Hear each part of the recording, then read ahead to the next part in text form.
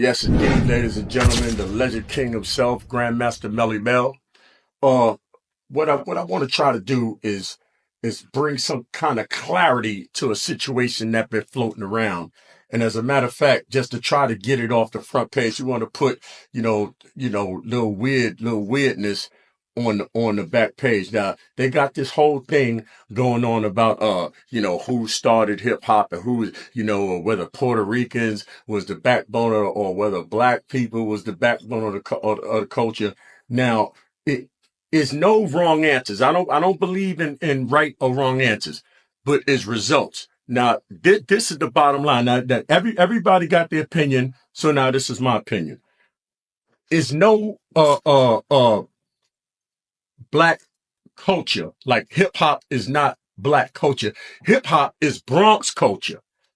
All the shit that made hip hop, the building blocks of hip hop, it was formed in the Bronx. The first popular DJs, DJ Kool Herc, Bronx Cat. The first turntablist, Flash, Bronx Cat. The first guy to do the scratch, Grand Wizard Theodore, is a Bronx Cat, right?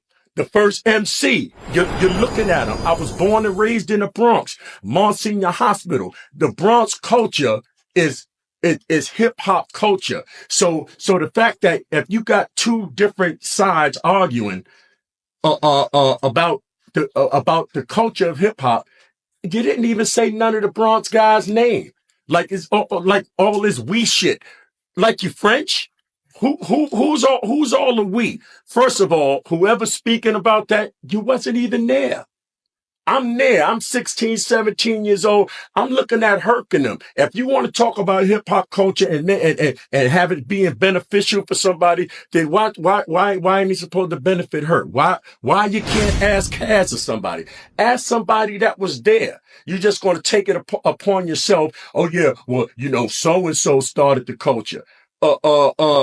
At the end of the day, the people wasn't even really behind hip hop like that. You want to know who was behind hip hop in the very beginning? Bronx was behind hip hop. That's who was in the parties. And you had a couple of people from the outer boroughs, and they came in, but the whole thing happened in the Bronx. This whole conversation is supposed to benefit the true founders and builders of hip hop, but you never even asked him. Did you ask Herc? Did you ask Biggs, or did you ask Flash? Well, Flash, what do you think about? Oh yeah, foundational Black Americans. We was Afro Americans probably back then. We wasn't even it was no foundational Black Americans. It wasn't the people wasn't behind hip hop other than the people that went to the jams in the Bronx. And let me just say this: when hip hop was first spoken, like in the connotation of it being something, it wasn't even a term of endearment. People, this is what people used to say. Now we just called it. We was just jams. We was just out in the jams. We jamming. So now people would come up to me and say, Mel, you got to get a job because that hip hop shit ain't gonna last forever. That was the first term that involved hip hop. That's what people used to say. And after that, then it became something. After it became a culture, then it became a positive term. So the point that you're trying to make is pointless because first you wasn't there. It was only Bronx cats in the very beginning. All this hip hop culture is really Bronx culture, but with culture, see, everybody could do it. So I'm not saying that everybody's not in on it. You are in on it, but it all started with the basic three crews: Flash, Bam, Herc. Then you get into the numbers group. The fearless, the furious, the treacherous, breakout, the funky four. Then it goes to everybody else. But by then the table is set. All the original B-boys, they from the Bronx. Even the music, when they say, oh yeah, hip hop is black music. It's Bronx music. Everybody else's song, the go-to song in all the other boroughs, it was Love is a Message. The Bronx was playing Apache. That's what we was doing. Catch a Groove, all that. And if you look at the groups, the greatest, as far as I'm concerned, one of the greatest hip hop songs ever, which is Apache. It was a bunch of white boys and maybe one black guy. Most of the beats when Run DMC did Walk This Way, that was a hit 10 years. It's hip hop wise, it was new to the public at large, but hip hop wise, that's what we was doing. It was Bronx music that everybody else built a living around, and everybody else made even more popular than what it was. But it all started out. It was the X. And everybody took this.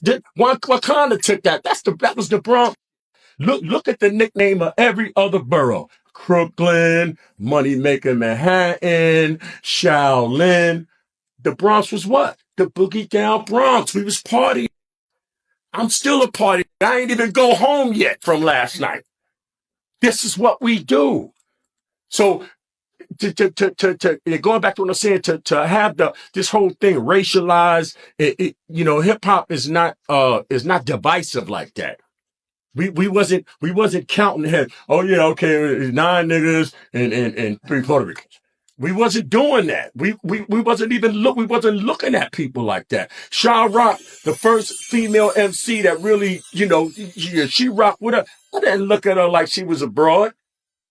She was a good MC. When I first seen Crazy Legs B-Boy, and for those who don't know, I started out as a B-Boy. And I'm a second generation B-boy. It was guys that Trixie and Southside and them, they was B-boying years before, I was a kid. I was, when I'm 13, 14, it was B-boys. When the first time that I seen Crazy Legs, I didn't say nothing about Puerto Rican. I just said these guys, they hell of a B-boy. Let me find something else to do. And then we started MCing.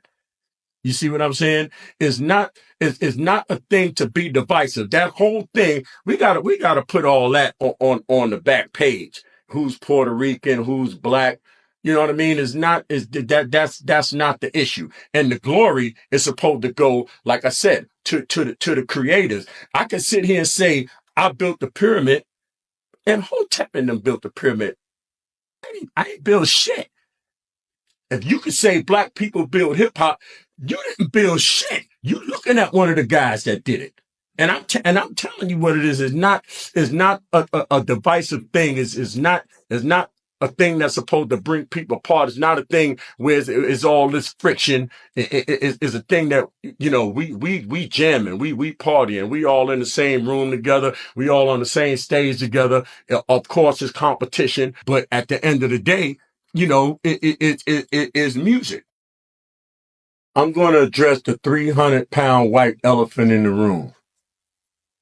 What do we do about Fat Joe?